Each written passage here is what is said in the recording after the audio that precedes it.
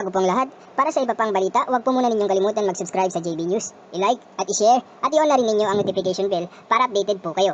SHARON Cuneta nagpakatotoo na. Sinabi niyang, I hope VP LENI runs for President next time. Napakadesente. Wish ni megastar SHARON Cuneta na si Vice President Robredo ang pumalit kay Pangulong Rodrigo Duterte sa taong 2022. Sa kanyang Instagram live video, diretsahang sinabi ng singer-actress na naniniwala siya sa kakayahan ni VP LENI na pamunuan ang Pilipinas. Dito nilinaw din ni SHARON na kahit magkaiba ang paniniwala nila ni Pangulong Duterte sa politika at kinaaanibang partido, hiwalay ito sa personal nilang relasyon. Asawa ni Mega ang oposisyon na si Senator Kiko Pangilinan. Pero pagkatapos ng term ni Pangulong Duterte, sana manalo si VP LENI kung tumakbo siya.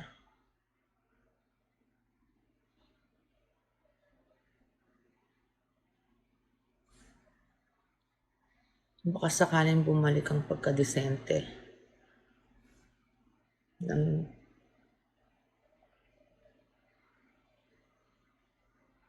karamihan sa atin.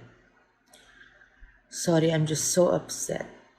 Frankie's here now. She just entered, so I'm sorry. This is the beauty of this, sir, Mr. ABS-CBN. Kaya po joint hearing ito para makita rin po namin yung pagkukulang ng ating mga government agencies. In this particular case, yung PESA. Gusto naming malaman kung bakit pinalusot niya ito. Bakit kayo na-register? Wala po. Ito Wala po, po because sasabihin po natin, employment generation. Sabi po ng PESA kanina is ability to generate thousands of jobs.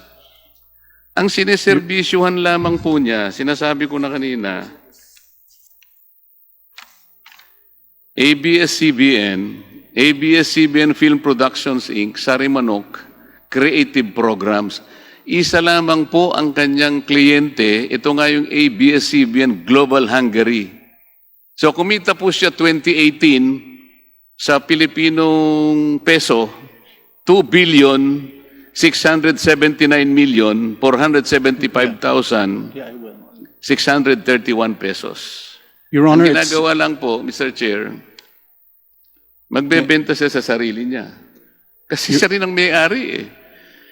Kung hindi po ninyo nakikita ang pinag-uusapan natin dito at pipilitin nyo kami na papaniwalain, sana i-disprove nyo yung sinasabi namin. Your Honor, may I respond to that, please? Yes, sir. We are not selling to ourselves, and it's misleading to say that because yung ultimate customers po are the Filipino and non-Filipino audience around the world. Yung Hungary po licenses the content to other companies around the world, which then redistributes it by forging agreements in the respective jurisdictions. That's how Hungary is able to generate foreign exchange, which it then pays to Big Dipper. On the employment question about Big Dipper not generating thousands and thousands of jobs, in the IT sector, typically it's not labor intensive. I think the government's plan here was to build the IT sector because I think the economy is composed mainly of, or a lot of agriculture workers, and we're trying to move, as I understand, to a more manufacturing IT-based economy. So I think this is what we're trying to do here. And in terms of what Big Dipper has accomplished over the last 10 years, I think we have been able to fulfill what the government set out to do, which is to generate employment, to build the IT sector, to generate foreign exchange, which we mentioned was $237 million. And also there will be a multiplier effect to all this economic activity. So I don't think it's correct to say na wala pong pinapaikot lang or we're just selling to ourselves. I think Big Dipper has been able to fulfill the initial objective set by the government in the Investment Priorities Plan in 2009. Don't you think what you said is supposed to be the one to be testified to by PESA and other competent agencies? Kayo po yung nagsasabi para sa sarili niyo eh. You don't have to support yourself. You don't have to patronize yourself. PESA should be the one to ratify and even support your statements. Kung talagang ganun nga kayo. But what we see here is a different story. Your Honor, may I ask that Attorney Othello be recognized to respond? Mr. Chair. Sige po, Attorney Othello. Okay. Your Honor, maybe we may give our comments on the various points that you have raised. First, on whether or not a service would qualify as an export product, Your Honor. Because I think there is a impression that only a physical good can be exported. But under our laws, even services may be exported, Your Honor. And that is provided under our PESA law and in fact, even under the tax code, Your Honor. And also, so that's why under the resolution number 00411 that was passed by PESA law, it allowed the registration of information technology enterprises, Your Honor. So it could provide IT services abroad, Your Honor. So these are not physical product. Thus, these are in the form of services. Same with BPOs, Your Honor. So they provide services. These are considered exports and are entitled to incentives under the PESA law, Your Honor, provided they satisfy the conditions set under our PESA regulations, Your Honor. So in this case, Your Honor, PESA applied for registration, no, of its activities under that regulation, and under the evaluation made by PESA, it qualified, and so it was able to avail, no, of the preferential tax treatment, specifically a income tax holiday for the first 6 years, and after the expiration of the tax holiday, it was allowed to enjoy the 5% gross income tax, just like other qualified locators, Your Honor. Now, as to the point that Big Dipper has only one client abroad, Your Honor, which is also a wholly owned subsidiary, Your Honor, which is ABS-CBN Global Hungary. Although this is also a wholly owned subsidiary of ABS-CBN Corp, since this corporation was organized in a foreign country, under Philippine laws, that is considered a non-resident foreign corporation, Your Honor, because we follow the place of incorporation rule. So the nationality of that corporation is a non-resident, Your Honor.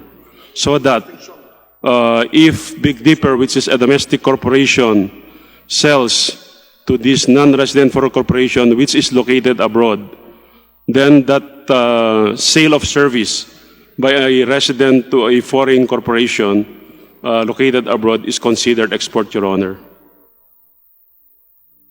Are you true? Tapos na kayo? Yes, Your Honor.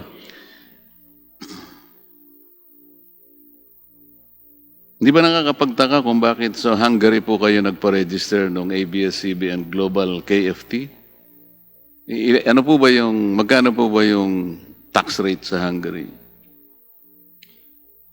Your Honor, when we make a decision on where to locate any of our companies, we take into consideration many factors. No? In this case, since Hungary manages the IP, Di po tinatanong ko lang yung tax rate kasi. Your Honor, you mentioned, you mentioned... ano po yung tax rate sa Hungary? It is 9% currently, Your Honor. Maliit po, di ba? What about ABS-CBN Global Limited, which was registered in Cayman Island? Magkano po ang tax rate? Wala po, di ba? Tax So- holidays. Ito po yung problema, Mr. Chair. Alam niyo kung ipagpipilitan po yung sinasabi ninyo na kayo po talagang nagbayad ng correct taxes, madali po nating makita yun eh. Pero kung sasabihin nyo sa amin, na i-justify ninyo na kayo po ay PESA, kayo po ba'y consider na PESA locator? Big Dipper is considered as a Locator? allocator. ABS-CBN, no. No. Ayun po eh. Do you know what a locator is? Yes, Your Honor. What is a locator within the meaning of the PESA? Allocator is a company that has, for example, land or a building in which a PESA registered company may locate. This is the beauty of this, sir, Mr. ABS-CBN. Kaya po joint hearing ito para makita rin po namin yung pagkukulang ng ating mga government agencies. In this particular case, yung PESA. Gusto naming malaman kung bakit pinalusot niya ito. Bakit kayo na-register? Within the meaning of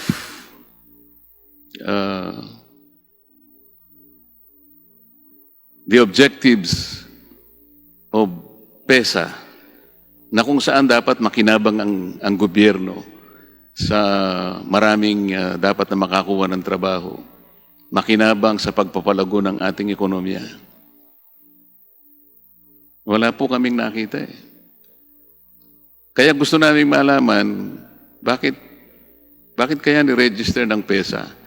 Hindi ba dahil lamang dun sa 5% na GIT yung pinag-uusapan namin? Kasi ang laki po ng mababawasan sa inyo eh.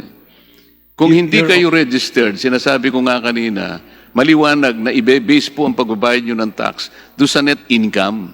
And easily, ang gagawin po doon, i-slap nila yung 30% CIT. Hindi po nangyari yun eh.